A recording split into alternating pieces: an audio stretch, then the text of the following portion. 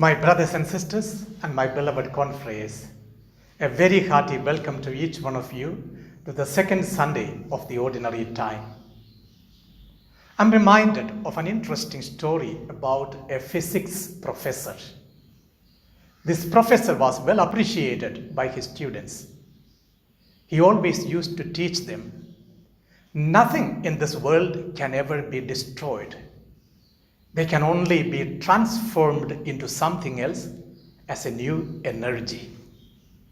One day, as he was taking the class, one of his students stood up and asked him the question, "Sir, tell me, when the candle is blown off, where does the fire go?"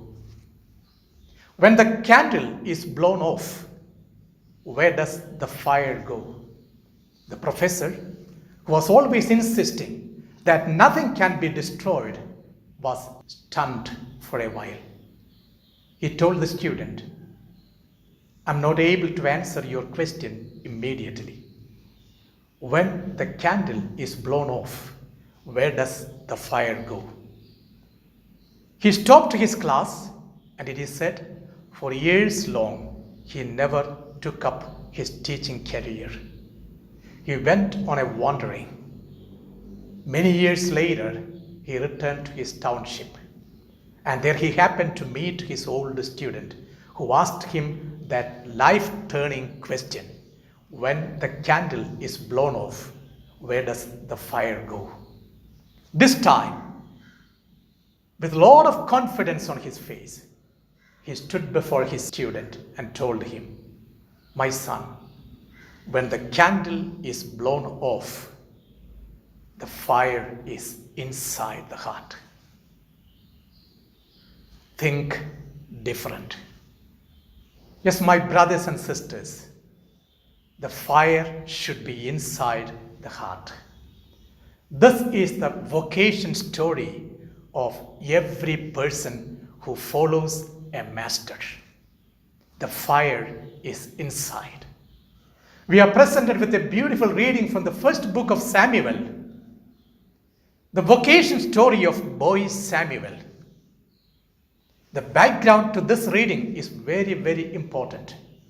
It is said, the lamp in the temple was slowly dimming.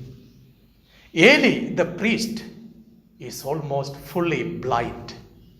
Two signs of the forthcoming destruction of Israel. The lamp in the sanctuary is dimming. Eli, the priest, is blind, which means the light of the Lord was no more dawning on Israel. Prophets were no more seeing the right path that is to be proclaimed before the people. The tragedy of Israel begins there. It is at that moment Samuel, the little boy, is called by the Lord. It is presented before us that Samuel was sleeping inside the temple, near the sanctuary. The doors were shut, and Eli the priest was sleeping outside the temple. Samuel hears a voice calling his name, "Samuel, Samuel." And he runs out and meets Eli and asks him, "Did you call me?" And it happens 3 times. And the final time when the boy came to him, Eli tells, "Go and lie down. And if anyone calls you, tell, 'Lord, here I am.'" The interesting aspect of the story of Samuel's vocation is this. In spite of the fact that he was sleeping in the temple, near the sanctuary, that the doors were shut, the boy was never able to think that the Lord is calling him. This is the beginning of the vocation of Samuel. Through the spiritual direction of Eli the priest, Samuel realizes the voice of the Lord and was able to say, "Here I am, Lord." Think different. It's high time for us to begin to look at our own vocation stories. Look at the gospel of the day from the Gospel of John. We are once again presented with John the Baptist, the precursor of Jesus Christ. And this time too, without any exception, John is pointing beyond himself. As he was standing with two of his disciples, Jesus comes to them. And John says, "Behold, here is the Lamb of God." And what do these two disciples who were with him do? They went after Jesus. One of the most difficult aspects of our human life is this, to lose our primacy. John had been always a man who lost his primacy because he chose to be a precursor to Jesus Christ. In a society today where people are claiming to become leaders, where people are looking for positions and clamoring after it, we see John making a difference. It is very difficult to give up an office which had a prime position. He was willing to give up his position and to become a second person in the list. Yes, leadership towards religious life is a vocation to be second. These disciples followed Jesus. There are 5 elements in their following. First of all, they listened to John the Baptist. Listening attentively is the most important aspect of a vocation story. Do you hear or do you listen? Nowadays, many of us do not listen, we only hear. Noises make disturbances for the clarity of our vocation. We need to listen attentively what the Master is saying. A second aspect of their vocation is that they followed him. Following is the essential aspect of discipleship. Jesus himself commands, "Follow me." The one who follows should reject his own other possibilities. Look at the religious and the priests all over the world. Did they not have other possibilities of their lives? But in spite of the possibilities that were offered by the world, they chose the possibility of following the Master.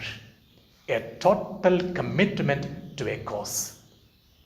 A third aspect of their vocation is they searched where he is staying.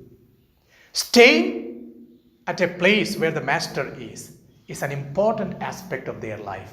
An inquiry that they make about their future.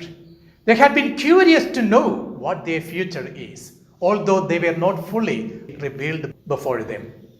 This is exactly what happens in our vocation story too. I always tell my students, my seminarians, and my confreres one thing. Vocation promotion is not merely bringing someone to the seminary from their homes. Vocation promotion begins in the seminary. We need to answer the queries, the search that these children have. They searched where the Master is staying. Fourthly, they stayed with the Master. Upavas. This is exactly what the term that we use during the Lenten season. Upavas means not merely giving up certain food articles, instead staying with the Master who called me. In our Indian tradition, we say Gurukula system. A Shishya who stays in the household of the Master. Vocation to priesthood and religious life, vocation to Christian way of life demands that the disciple stays with the Master. And finally, the proclamation. One who has experienced the Master, one who has listened to the Master, one who has followed the Master, one who has searched the meaning of life with the Master, one who has stayed with the Master, should proclaim the Master. This is exactly the story of our vocation. Christians are people called to think different. Do you think different? Amen.